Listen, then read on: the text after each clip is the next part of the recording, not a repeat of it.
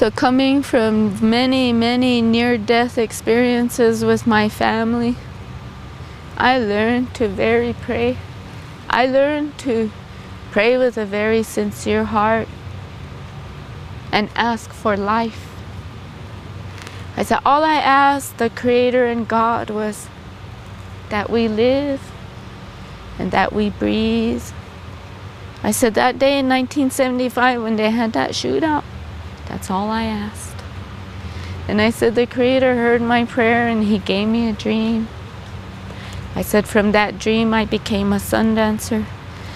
I understood, experienced it, what it is like to be a sun dancer.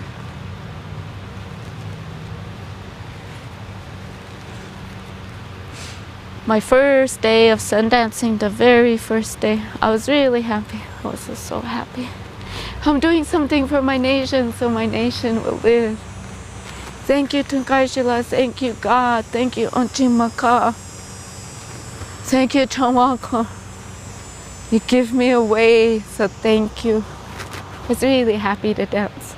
I was so happy to give back because Creator, He let my whole family live and we're all together. My second day was really hard. It was really hot.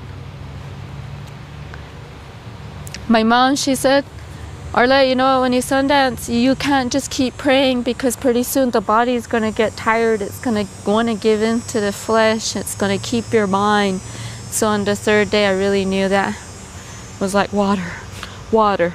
I want water, water. The body was just wanting water.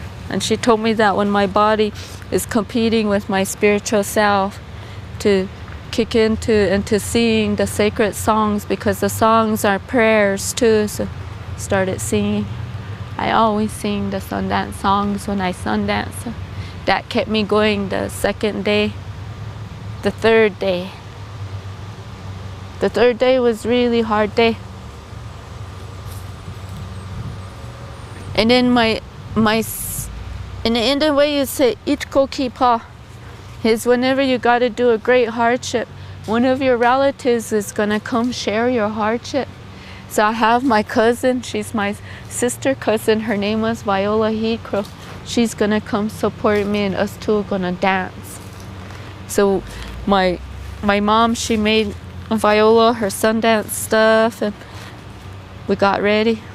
Both very young girls. I was very happy. I was very happy that I have a cousin that feels like me and wants to help me.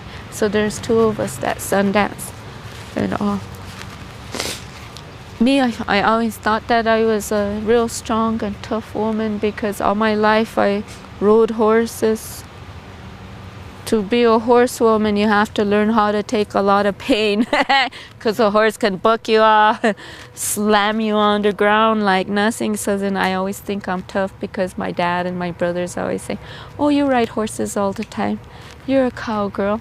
There ain't many cowgirls, and cowgirls don't cry. Cowgirls get hurt, they just jump up and get right back on. So I always thought I was a cowgirl. Until the goons were cowboys. I didn't want to be a cowgirl no more. I threw my cowboy boots away. I threw my cowgirl hat away. I decided that I was just going to wear moccasins and be that way. So that I really did do that. I never did wear cowboy boots because the goons were all cowboys. And I don't want to be one of them because those are the ones that was trying to kill us. So the third day, my cousin, we're really dancing and this is so hard. I kept my eyes closed because I was really getting into all the sun dancers. And there's a brief moment when nobody could break and it was just so hard. And then the thought was, oh, Tunkaishila, Lakota Nation is so hard.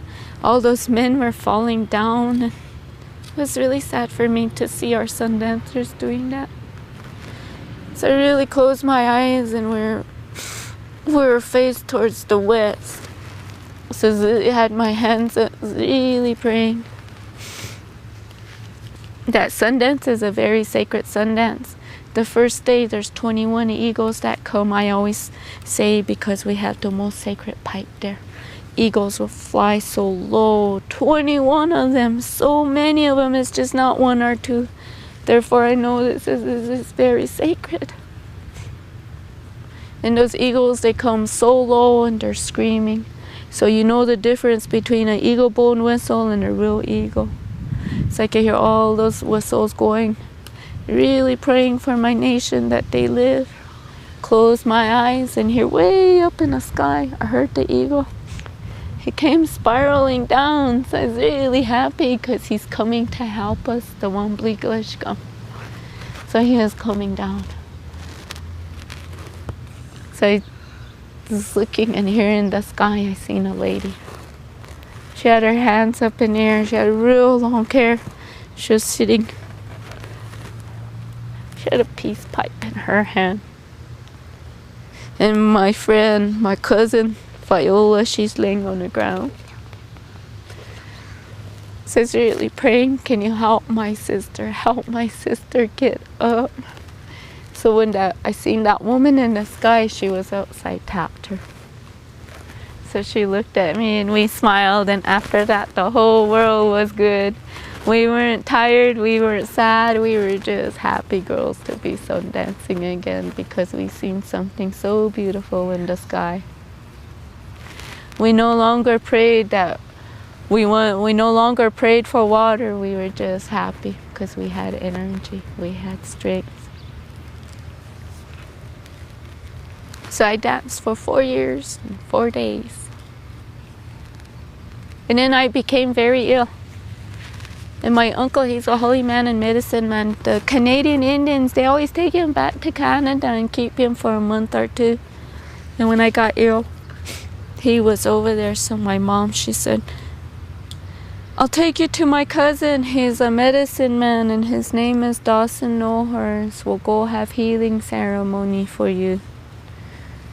Because in the Indian way, if they couldn't help me, I had to go to the hospital, and I just didn't want to go to the hospital. So we went to Dawson's ceremony. In the ceremonies, the songs are sung in a chronological order. You're going to call the spirits in. So when the song that you call the spirit, the grandfather's in, you get ready because sometimes they'll come in a big boom, or I don't know, it gets a little bit scary. I was getting ready. And somebody comes and grabs me. And my cousin's sitting right there, so I pushed him. And I said, shh, behave yourself. And here they come and they grab me and they put me up in the air. And they put me in the 4 directions real hard. So then I know it's a spirit. So it's like. So then I said, to God shall forgive me for what I have done, and forgive me for what I have not done. But just forgive me. I'm really sorry. Can you put me down now? So they put me down. And he grabs my hand, makes me feel his chest, and he has Sundance scars. And I thought, wow. It makes me feel his face. And he had one braided hair. 1 minute. And then this other side's all loose. So in my hand I got some hair. All my life I was able to see things, hear things, and know things through dreams. Can be sitting here, something I could see, nobody else can see. So now I showed my mom, I said, Mom, I really have spirit hair. So then they sang another song and they told my mom and me that the grandfather always sees me at ceremonies, knows my prayer, knows my heart, likes me, is gonna walk with me. That's why he gave me these hair. And I'm gonna have a real hard walk. That's why he's here to help me. I have a spirit that's here that's gonna help me. So he walks with me. His name is Chanupa Gluhaman. He walks with pipe.